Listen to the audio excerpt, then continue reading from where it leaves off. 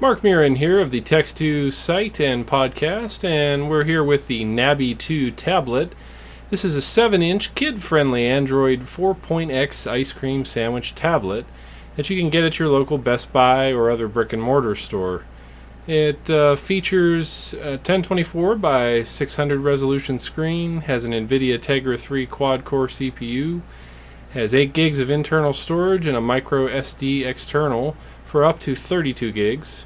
2 gigs of free cloud storage. It has 16 of internal memory, 2 megapixel front-facing camera with 720p video, and it's roughly about 8.69 inches wide, 6.05 inches high, about 1.14 inches thick, and weighs about 1.31 pounds.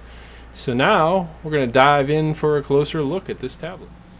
Alright, here we are with the Nabi 2 tablet, and as you can see, it has the rubber casing for protection, which can be removed. And on the back side there is this mounting area. This is going to be for future mounts like in a car, and there are the speakers at the top right and top left. Turning it over, we can see the camera hole up here, and there is a microphone down here. So you have both a camera and a microphone. You have your volume control buttons up here. You have your power and increase and decrease volume. Let's take a look at the ports on the side. First we have the headphone jack right here, and then we have the mini HDMI, the mini USB, the micro SD card slot, and the power plug. Now you can't charge with the USB cable plugged into a computer, but it comes with a power cable that you can plug in to the power port and plug that into your computer and charge, but you can't charge from the mini USB. And also the charger that it comes with has an AC adapter on the other end, so you don't have to use USB to charge into the power port. You can simply plug it into the adapter into an AC port and charge your Nabi that way.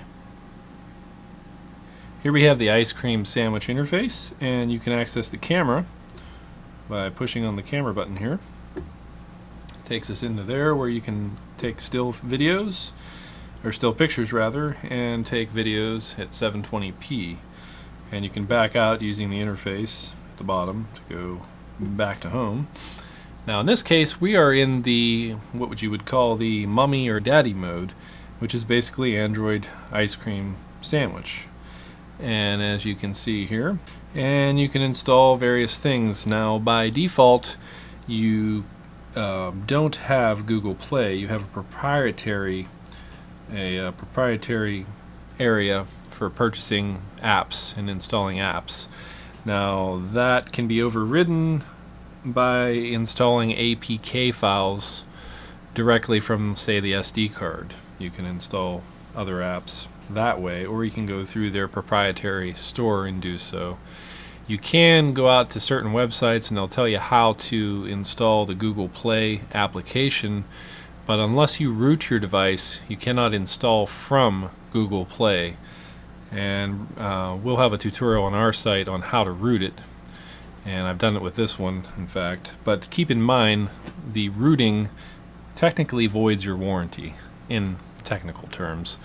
And rooting basically just means giving super admin rights so that applications can access parts of the file system that they need to, such as the Google Play Store to install applications and to install the YouTube app and various other apps. But you can get the Netflix app by installing Amazon on here, and you can do the Amazon app. And so here we are again in the Mommy Daddy mode, if you will.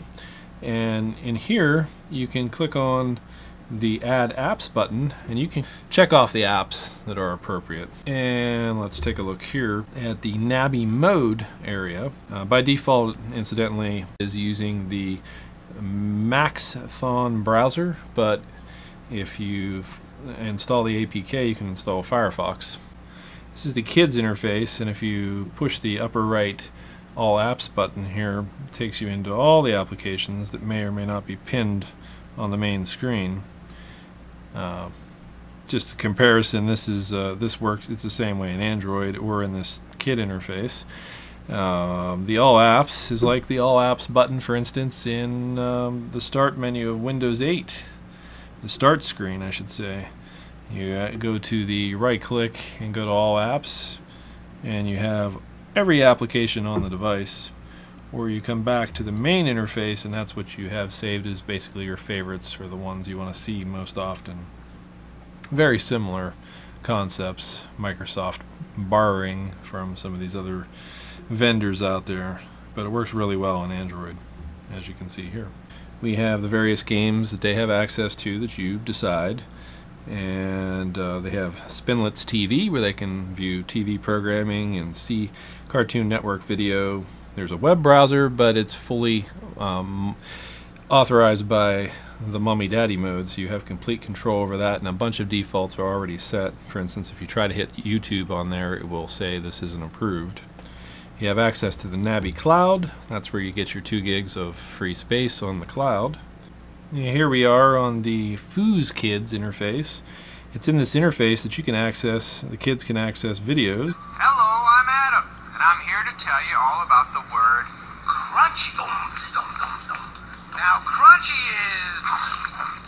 Wow, that is a lot of noise you're making there, buddy. And there's crafts, social studies, math, and science. You also have access to something called Fuhu's University, where it's free and you can get at other educational materials. It has Wi-Fi access, but not 3G, and not too heavy. For the price, it can't be beat. $199 gets you a 7-inch, essentially an iPad mini style tablet, or Kindle Fire if you will. And you're also getting the kid-safe interface, which is harder to come by on an iPad, but this one, it's all set up by default, and you can even set up chore lists where they earn access to certain games and applications over time. Of course, if they try to access Mommy Daddy mode down here, they'll get presented with the option to put in a password, so it's password protected. I should also mention that the interface on here does seem pretty snappy. We mentioned on one of our podcasts about the Gadme 3D tablet that's a very similar size but doesn't have the kid-safe interface. Some of the PDFs, for instance, reading on that device, which is only a dual core, were pretty sluggish. They would load very slowly, whereas here on the quad core, it loads up very rapidly, no lag whatsoever. For instance, we can take a look at one game in Riptide. Of course, it has a gyroscope, so it responds to tilting.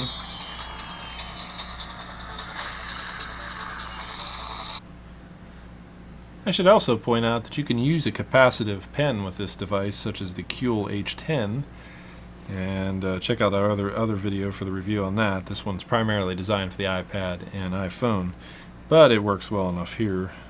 You can draw. Now, if you move it too quickly, it tends to lose its sensitivity, but if you move slowly, it works very well.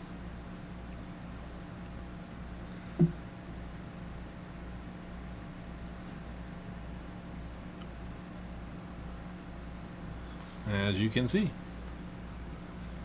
That covers just about everything. Be sure to subscribe to us on our YouTube channel or our podcast.